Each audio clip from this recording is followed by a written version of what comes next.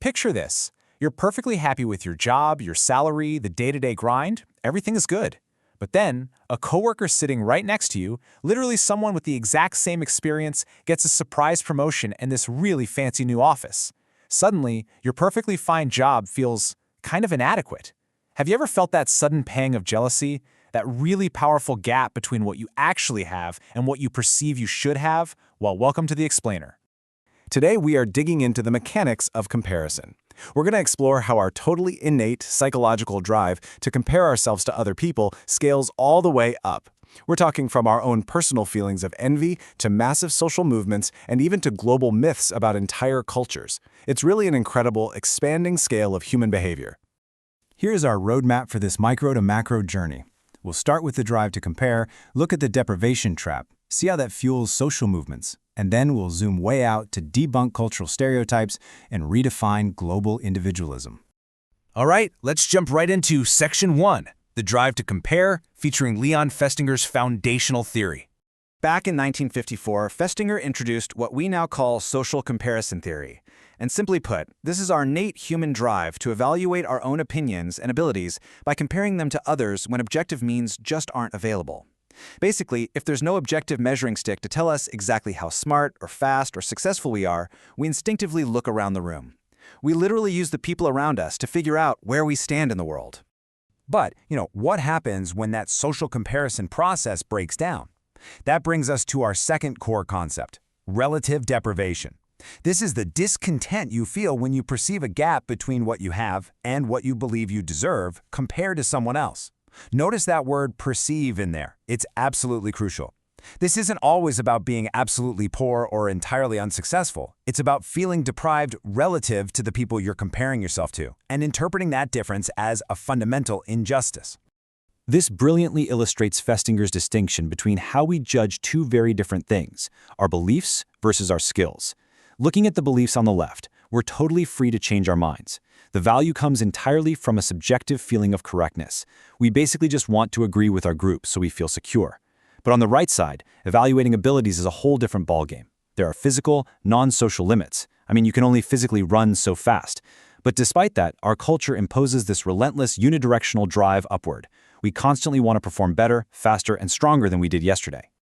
To actually manage this intense drive without losing our minds, we self-impose a restriction. We only compare ourselves to those close to our own ability or opinion. Think about it. To keep our self-evaluations somewhat stable, we don't compare our weekend chess skills to grandmasters, right? Or our jogging pace to Olympic sprinters. We compare ourselves to our peers, our friends, the people at the office. That close circle effectively becomes our reference group. Which brings us right to Section 2, the deprivation trap, and the danger of that reference group. Sociologist Samuel Stuffer actually studied this extensively during World War II, finding that soldier morale depended entirely on peer comparison, not absolute conditions. His work led to a vital distinction we still use. First, there's egoistic deprivation. That's when you, as an individual, feel personally disadvantaged compared to another person, like you and that coworker who got the promotion.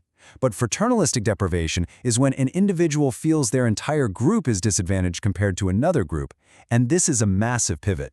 Egoistic affects you personally, while fraternalistic affects whole communities. Let's see exactly how this builds in Section 3, Fueling Social Movements. This is where fraternalistic deprivation scales up and literally reshapes society. So, how exactly does a feeling of collective deprivation turn into a massive societal shift? Well, researchers outline it in these three simple steps. First, identification with an in-group. Second, the perception of collective injustice. That's the shared belief that the group is being unfairly deprived relative to others. And third, a catalyst for coordinated action. We see this exact progression across all types of social phenomena.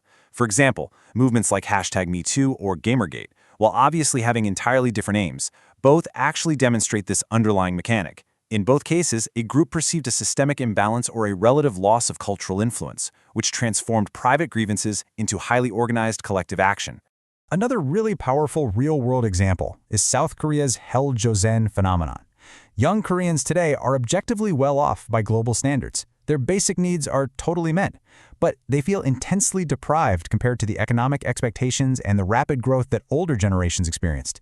This intense competition and the perceived lack of upward mobility have actually led them to call themselves the NPO generation.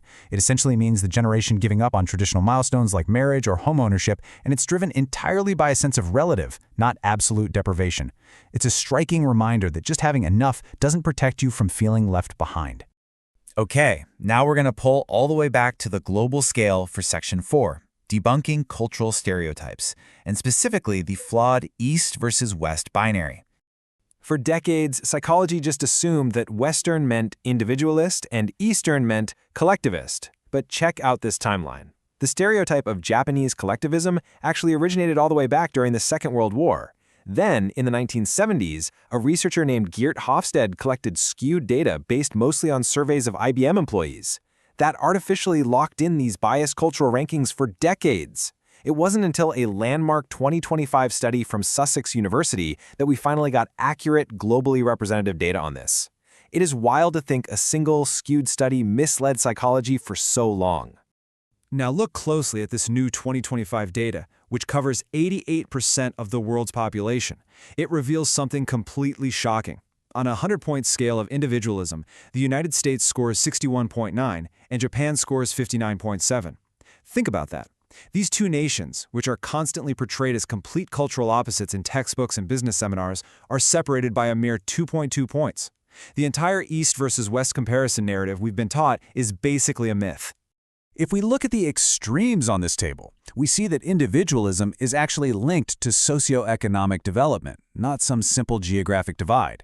The highest individualist societies include Sweden and Great Britain, but the world's most collectivistic societies, they aren't in East Asia at all. They're actually in the global south, with countries like Bangladesh, Egypt, and Misr scoring the highest for collectivism.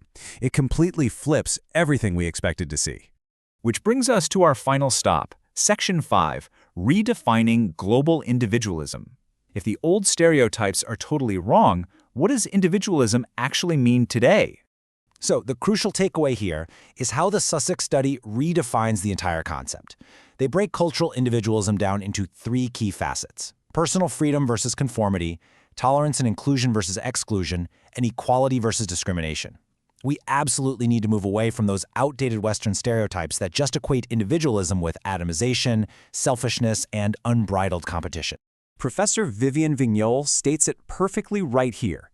Individualism isn't about selfishness. It's about people treating each other as individuals, allowing them freedom, equal rights, and accepting their differences. Man, that is an incredibly powerful reframing. It completely changes how we look at social progress and how we support global goals for reducing inequalities. From Leon Festinger's early lab experiments to the massive global data sets of today, human beings are literally wired to compare. But as we've seen throughout this explainer, those comparisons, whether it's envy over a promotion, collective frustration driving a massive social movement, or outdated myths about global cultures, are so often based on deeply flawed reference points. So I'll leave you with this to chew on. Whether it's a coworker, an online forum, or a global stereotype, who are you comparing yourself to today? And more importantly, is it actually based on reality?